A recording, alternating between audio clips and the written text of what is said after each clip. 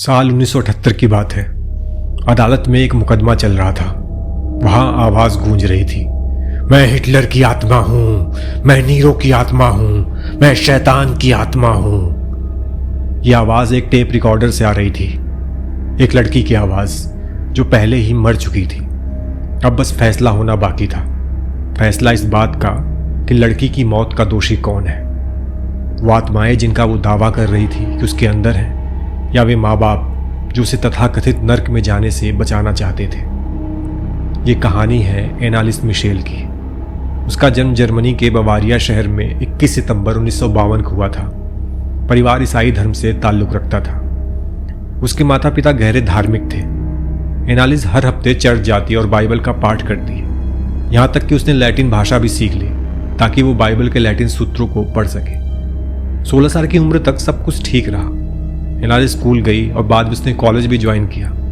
फिर साल 1968 में एक रोज एनालिस के साथ कुछ अजीब घटना हुई। एक रात जब वो सोई थी, अचानक उसे महसूस हुआ कि उसके सीने पर कोई बैठा हुआ है। एनालिस बहुत डर गई, लेकिन उसके माँ बाप ने इसे एक बार की बात मानकर इसे टाल दिया। ठीक साल भर बाद एक रात फिर से एनालिस को लगा कि कोई उसे दबा रहा है। अब की बार उसके माँ बाप उसे डॉक्टर के पास ले गए। डॉक्टर ने कई टेस्ट किए, लेकिन उन्हें कोई दिक्कत नजर नहीं आई। उन्होंने उसे डर का दौरा मानकर उसे घर भेज दिया। अगले कुछ महीनों तक एनालिस को एक के बाद एक ऐसे दौरे आते रहे, तो डॉक्टर ने उसे दवाई देना शुरू कर दिया। कई साल तक दवाइयां चली, लेकिन एनालिस की हालत में कोई सुधार न आया। उसे बार बार दौरे आते रहे, बल्कि चीजें और खराब होती गई। एनालिस के अनुसार सोते हुए उसे बिस्तर में खटखट की आवाज आती थी। उसने अपनी माँ को बताया कि कोई उसे कहता है कि वो नर्क में जाएगी। बकौल एनालिस की माँ, एक रोज उन्होंने उसे वर्जिन मैरी की मूर्ति को घूरते हुए देखा। जब वो पलटी तो एनालिस की माँ के अनुसार उसकी आंखें एकदम काली थी। सितंबर 1973 में उसने डॉक्टर को बताया कि उसे शैतानी चेहरे दिखाई दे रहे हैं। उसे ऐसा लग रहा है मानो शैतान उसके अंदर है। वो ये भी कहती कि उसे जले हुए मल की बदबू आ रही है। दवाइयों से अब भी कोई फायदा नहीं हो रहा था। डॉक्टर बता रहे थे कि उसे मिर्गी की बीमारी है।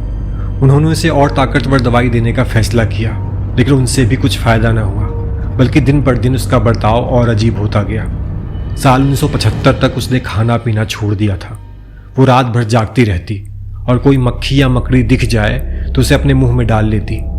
ईसा मसीह की तस्वीर, क्रॉस या ईसाई धर्म से जुड़ी कोई भी चीज दिखती तो वो उसे तोड़ डालती थी। उसने चर्च जाना भी बंद कर दिया था। वो कहती थी कि चर्च की जमीन से उसके पांव जलते हैं। उसका वजन आधा हो गया था और उसकी हालत दिन बर दिन बिगड़ती जा रही थी। अंत में उसके माँ बाप ने एक दिन तय किया कि उनकी बेटी को कोई बीमारी नहीं है, उसके अंदर किसी भूत प्रेत का वास हो गया है। इसके बाद एनालिस के माता पिता ने सोचा कि इसे किसी चर्च के किसी पादरी को दिखाना चाहिए। उससे पहले उन्होंने एस्ट्रो ओड नाम के एक आदमी को घर बुलाया जो उनकी जान पहचान का था। एस्ट्रो ने देखा कि एनालिस फर्श पर पड़ी है। जैसे ही एनालिस ने एस्ट्रो को देखा तो फर्श पर ही पेशाब कर दिया और उसे चाटने लगी। इसके बाद वो पास में पड़े कोयले के टुकड़े को खाने लगी। इसी दौरान एस्ट्रो ने नोट किया कि एनालिस के चेहरे पर एक अजीब सी हंसी है। वो न खुलकर हंसती है और ना ही खुलकर रोती है। वो एक ही एक्सप्रेशन देती है, वो भी अजीब सी हल्की सी हंसी का। वो तुरंत समझ गया कि एनालिस के अंदर किसी शैतानी आत्मा का वास है। एस्ट्रो ने एनालिस के माता पिता को सलाह दी कि एनालिस पर एग्जॉर्सिज्म या तंत्र मंत्र से इलाज करवाना चाहिए। एनालिस के माता पिता ने एस्ट्रो की बात मान ली। इसके बाद 2 पादरियों ने पहली बार एनालिस पर एग्जॉर्सिज्म की क्रिया की। इसी दौरान वो अजीब सी गुर्राती हुई आवाज में लैटिन में बोली। उसकी बातें सारी रिकॉर्ड की गई। उनमें वो खुद को हिटलर की आत्मा बता रही थी। रोमन सम्राट नीरो और शैतान की आत्मा भी अपने अंदर होने की बात कह रही थी। उसके अनुसार वे सब उसकी आत्मा को नर्क में ले जाने के लिए आए थे। पादरियों ने बताया कि एनालिस के अंदर 1-2 नहीं बल्कि 6 शैतानी आत्माओं का वास है। जैसे ही पहली झाड़ फूक का काम किया गया, उसके बाद वे 6 शैतानी आत्मा गुस्से में आ गई। एनालिस की हालत पहले से और भी ज्यादा खराब हो गई। एनालिस की खराब हालत को देखते हुए दोनों पादरियों ने दोबारा झाड़ फूक किया, मगर परेशानी ये थी कि एनालिस कभी एक जगह टिक कर नहीं बैठती थी। इससे झाड़ फूक की क्रिया करने में दिक्कत हो रही थी। इसलिए उन्होंने एनालिस को मोटी मोटी चेन में बांधना शुरू कर दिया ताकि वो एक जगह टिक कर बैठी रहे। कई बार झाड़ फूक की क्रिया की गई, मगर एनालिस की हालत में जरा भी सुधार नहीं हो रहा था। दोनों पादरियों को इस दौरान एनालिस के शरीर में कब्जा कर चुकी आत्माओं के बारे में पता चल गया था। बताया जाता है कि जब एनालिस पर झाड़ फूक की क्रिया की जाती थी तो पादरियों को भी कई बार शैतानी आत्माओं से दो चार होना पड़ता था।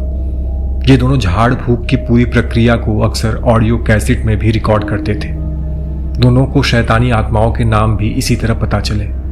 दरअसल जब वे एनालिस पर झाड़ फूक कर रहे थे तो उन्होंने उससे पूछा कि तुम्हारे अंदर किसकी आत्माएं हैं। एनालिस ने तब 6 लोगों के नाम लिए। एक ऑडियो में एनालिस की ये बातें रिकॉर्ड भी हुई थी। इसमें उसकी आवाज़ बेहद ही डरावनी सुनाई दे रही थी। एनालिस के अंदर शैतानी ताकतें इतनी हावी हो चुकी थी कि वो अपने माता पिता को भी उठाकर पटक देती, उन्हें नाखूनों से नोच लेती थी। एक समय आया जब कोई भी एनालिस के पास जाने की हिम्मत नहीं दिखा पाता था। सब उससे डरने लगे थे, यहाँ तक कि एनालिस खुद पर कई बार हमला कर लेती और घायल हो जाती। इस बीच एनालिस की हालत में थोड़ा सुधार हुआ, मगर ये खुशियां महज कुछ दिनों की थी। थोड़े समय बाद उसने खाना पीना भी छोड़ दिया। जब उससे पादरी पूछते कि वो ऐसा क्यों कर रही है तो एनालिस कहती कि उसके अंदर के शैतान उसे कुछ भी खाने पीने नहीं देते। धीरे धीरे एनालिस कुपोषण का शिकार हो गई। उसकी हालत बहुत ही ज़्यादा खराब हो गई थी। 30 जून 1976 के दिन उस पर अंतिम बार कुल मिलाकर 67वीं बार झाड़ फूक की क्रिया की गई। इस दौरान एनालिस ने कहा कि वो अब थक चुकी है, अब उसे इस शरीर से छुटकारा पाना है। बस फिर 1 जुलाई 1976 की सुबह एनालिस की मौत हो गई। उस समय वो महज 23 साल की थी। एनालिस की मौत के बाद पुलिस ने उसके माता पिता और पादरियों पर गैर इरादतन हत्या का केस दर्ज किया। मामला अदालत तक पहुंचा, जहां बचाव पक्ष ने दलील दी कि सब कुछ एनालिस की मर्जी से किया गया था और इस दौरान वो बालिग थी, इसलिए दवा या इलाज करना न करना उसका हक था। एग्जॉर्जिस्ट पर भी कोई कानूनी रोक नहीं थी। दूसरी तरफ सरकारी वकील की तरफ से डॉक्टरी जांच की दुहाई दी गई, जिसके अनुसार अगर 1 हफ्ते पहले भी एनालिस को डॉक्टरी मदद मिल जाती तो वह जिंदा बच सकती थी। अंत में अदालत ने सभी अभियुक्तों को दोषी मानते हुए 6 महीने की जेल की सजा सुनाई, लेकिन बाद में इसे प्रोबेशन में तब्दील कर दिया गया।